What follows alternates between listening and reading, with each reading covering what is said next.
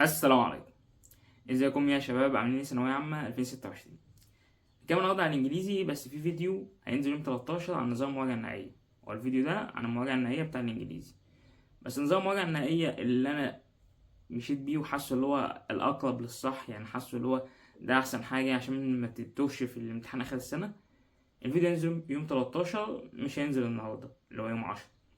ليه أجلته؟ عشان الإنجليزي متكلمتش عن نموذج الاستشهاد، وكان نزل بعد النماذج اللي هي العربي وفيزياء وأحياء وكيمياء.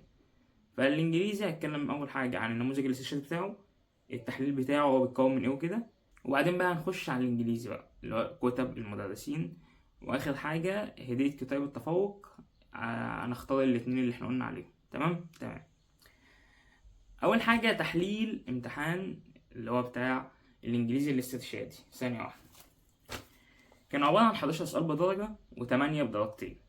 ال 11 سؤال بدرجة دول كانوا 7 كلمات، يعني كانوا عبارة عن 7 أسئلة كلمات.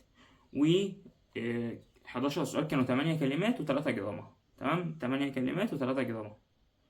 ال3 جرامر كان منهم سؤال مبني المجهول. تمام، يعني انت عندك 11 سؤال بدرجة، 8 كلمات و3 جرامر. دي أول حاجة. تاني حاجة عندك كان 8 أسئلة بدرجتين. وهنا المفاجأة. هنا أنا كنت على طول بقول لك إن هو الكلام بيهتم بيها أكتر. هو في الاستشهادي زود الجرامر. زود ليه بقى؟ عشان بقت من 60، احنا 2024 كان من 50. فهي كل الزيادة عندك هنا بالتمن أسئلة اللي هما كانوا بدرجتين دول. حاطط لك 2 ترقيم ومهارات كتابة. الحاجات دي اللي هي السكيلز اللي هو المدرسين بيجي يشرحها في الآخر. كان عليها سؤالين، كل سؤال بدرجتين، يعني 4 درجات ترقيم وسكيلز، اللي هو الترقيم وازاي تكون جملة والكلام من ده. ممكن نحط لكم الأسئلة اللي هي كل حاجة. وعندك كان في 4 أسئلة جرامر، 3 منهم مبني المجهول. يبقى أنت عندك أصلا كله على بعضه كام سؤال جرامر؟ 3 و4 7. 7 جرامر منهم 4 تقريبا مبني المجهول. هو بيعشق حاجة اسمها مبني المجهول. فأنت عرفت هتهتم بإيه دلوقتي؟ المبني المجهول. وكان جايب سؤالين أو 3 كوزيتيف. فأنت أهم حاجة دلوقتي عندك في الجرامر المبني للمجهول. في تقريبا في واحدة تقريبا كاملة بتتكلم عن مبني المجهول. فهو بيحب حاجة اسمها مبني مجهول. تمام تمام. كان عندك سؤالين قصة ب4 درجات. ده طبعا يعني المفروض يكونوا مضمونين. لو بتعرف تكون جملة وفاهم مضمون القصة هتعرف تحله. وكان عندك باراجراف ب5. بتنقص نص، تنقص درجة بحسب اللي بيعلم. ممكن بتقفل عادي. تمام، ممكن تقفل الإنجليزي عادي. عندك قطعتين كانوا 16 سؤال، 8 أسئلة. هو معروف إن على طول في الامتحان في قطعة بتبقى حلوة وقطعة رخمة شوية. يعني هو معروف كده، في قطعة بتبقى سهلة وقطعة رخمة شوية من أول النظام، وهي ماشية كده. قطعة سهلة وقطعة رخمة شوية. ده كان اللي هو إيه تحليل الامتحان بتاع الاستشهادي. هنخش تاني حاجة على الإنجليزي. بس قبل ما نبدأ أقول لك حاجة. لو أنت كويس في الإنجليزي وبتحل وبتاخد مع مدرس وفاهم منه، والامتحانات اللي بيديها لك ماشي معاه وبتقفل وتنقص درجة درجتين والدنيا حلوة معاك، فما تجيش تدخل، يعني ما تدخلش الفيديو تيجي تقول لي كذا كذا رأيك كذا رأيك كذا. ادام انت ماشي صح او انت يعني بتفهم مدرس، انت بتاخد ما اجي انا اقول رأيي مثلا في حاجة، خلاص مالكش دعوة بيها. انت ادام انت فاهم منه خلاص. اصل انا مش هجاوب المدرسين كلهم. يعني مثلا في يجي 6 7 مدرسين انجليزي، انا مستحيل اكون جربته. انا اكون بجرب واحد اتنين منهم. ده اللي انا ممكن اقول لك انا خدت مع كذا وفي مدرسين كذا وكذا وكذا وكل مدرس بيعمل ايه.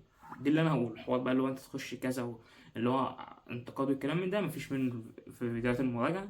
انت لو ماشي مع مدرس وبتحل والدنيا تمام معاك، كمل معاه. انت ممكن تسمع مثلا ايه ان هو الكتاب تحل ايه والكلام من ده، بس مالكش دعوه بقى بحوار ايه المدرسين. اول حاجه تذاكر انجليزي ازاي؟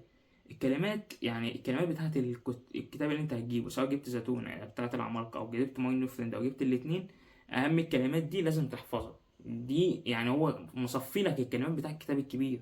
فانت لازم تحفظ الكلمات دي ولازم تكون كلها عارفها وعارف معناها، وعارف ان الصفه منها والظرف وعارف الاسم والفعل والكلام من ده، عشان برضه بيجي يسأل في الحاجات دي. فانت ده في الانجليزي تحفظ الكلمات ازاي. مثلا في واحد بيحفظها بمجرد النظر، في واحد تاني بيحفظها ورقه وقلم. ورقه وقلم احسن، بس انت تاخد منك وقت. عرفت تحفظ بمجرد انت تشوف الكلام كده وتقراه مع نفسك، تمام. الجرامر لازم تكون فاهم القاعده ذات نفسها. لو انت طبعا مثلا لو انت مش فاهم القاعده، لو انت مش فاهم القاعده هو بيتقال، يعني حاول تجيب امثله على الكلام من ده. يعني حاول تشوف القاعده وعلى كذا مثال عشان تعرف الحالات الشاذه تجيبها وتعملها. يعني وانت بتحل يعني ما تحلش بالبركة، اعرف دي سببها ايه. تمام، هو دي يعني اهم حاجات في الانجليزي، يعني دي الاساسيات.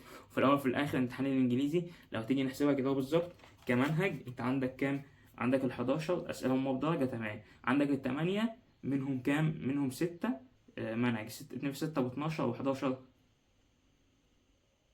2 في 11 23. وعندك اسمه ده القصة 4 يبقى 27، يعني كل اللي في إيدك 27 درجة كمنهج.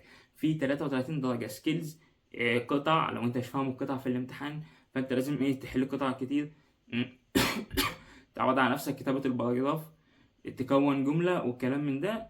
ده أهم حاجة عشان تتعامل مع الإنجليزي. تمام. تالت حاجة بقى كتب الإنجليزي. أنا حليت ماي نيو فريند والعمالقة. في ناس كتير هترشح لك المعاصر وجيم، انا ما حليتهمش.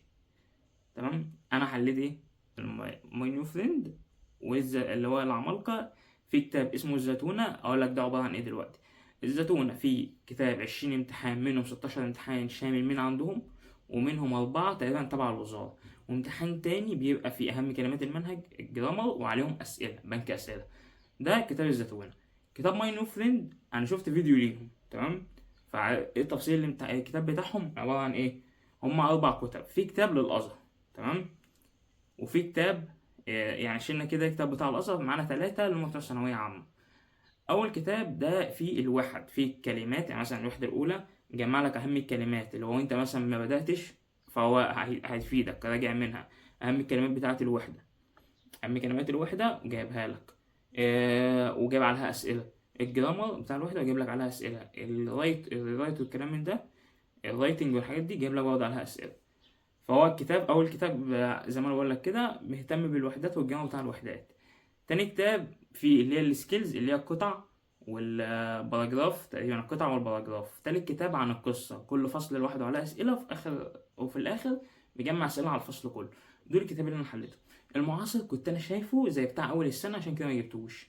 الكتاب جيم ما جبتوش خالص ولا أول السنة، ولا جبته في المراجعة النهائية. برضه حوار الكتب، لو أنت شايف إن كتاب جيم كويس، وكتاب جيم نفس الأسئلة بتاعت اللي جت في الاسترشادي، جيبه. شايف المعاصر، جيبه. شايف كذا، جيبه.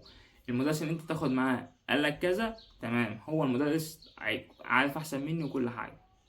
مدرسين، في مدرسين كتير. عندك مستر عبد الحميد حامد عبقري اللغه، انجليشاوي، مس مي مجدي، مستر شريف المصري، مستر حسن اسكندريه. انت لو بتاخد مع اي حد فيهم وماشي معاه، فانت كمل معاه، مالكش دعوه باللي انا اقوله. لو انت مثلا لسه بتدور تعمل ايه في المراجعه، اقول لك انا خدت مع مين وليه، ليه ما خدت مع المدرس التاني. انا ما حبيتش الشرح بتاعه ليه، وانا اصلا يعني كمان ما قارنتش بينهم مواجهه، لا ده مش الشرح الاساسي. يعني انا اصلا لو هتيجي تقول لي انت جاوبت في المواجهه النهائيه، انا جاوبت مستر عبد الحميد حامد بس. اما في اول السنه كنت ماشي، شفت مثلا انجليشاوي، شفت شرح مثلا مجاني لمستر حسن وكلام من ده، وبعدين اشتركت مع مستر عبد الحميد. وفي اول السنه قلنا الاسباب، بس في المراجعه النهائيه انا عشان كنت واخد مع اول السنه مع مين؟ مع مستر عبد الحميد حامد، فكملت مع مين؟ مع مستر عبد الحميد حامد. بس هي دي حوار المدرسين، انت بتاخد مع مدرس كمل معاه.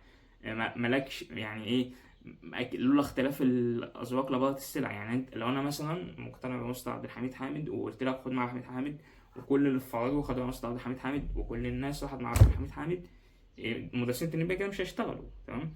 فهو كله كل واحد بيقتنع بمدرس معين، كل واحد شايف حاجة بنظرته. انت بتفهم من حد، التاني ما بيفهمش منه. انت بتفهم كلام مثلا، انت بتحب تذاكر ورقة وقلم، في غيرك بيحب يذاكر مجرد النظر. انت بتحب مثلا تفهم، في واحد تاني بيحب يحفظ، انت كذا. يعني الناس كله مختلف. فهتلاقي اكيد اختلاف مدرسين واختلاف اراء، عشان ايه؟ هي الدنيا كده، تمام. فانت لو المدرس اللي انت بتاخد معاه كمل معاه. انا اخدت مع مين؟ مع مستر عبد الحميد حامد. وده هو موضوع المدرسين اللي اقول لك عليه، عشان ايه؟ ما نجيش دلوقتي فترة أهم فترة في البتاع ومراجعة نهائية وتقعد تشتت نفسك وتاخد مع ده وتاخد مع ده وتاخد مع ده. في الأول كنا بنتكلم عادي، بيبقى كان لسه معاك وقت تجاوب، تمام. دي كده خلصنا. كتيب التفوق، احنا قلنا هنختار 2 من الكومنتات. هو الكومنتات ده أكتر فيديو جاب كومنتات، 108 كومنت تقريبا لحد ما يعني ساعة ما عملت الفيديو. صفتهم عشان في ناس من بني سويف وأسيوط، وفي ناس من جيزة، وناس من كف مروان الحتت دي جنبنا، بس ايه عربيتهم بتاعت عربية الحمل فيها البهايم اللي تحسوه كده بيركب لها العربيات دي، فشلتهم. كل اللي انا حطيتهم كف شكر وبنا زي ما قلت، وعملنا قرعة كانوا تقريبا 13 واحد من كف شكر وبنها وكف تصفى، اللي هو كف تصفى ما فيها تمام، كف شكر وبنها والكلام من ده كانوا 13 واحد. عملنا القرعة وفي 2 كسبوا. واسيب لك اللي هو عجلة الحظ عملناها على على الموقع عادي. تمام.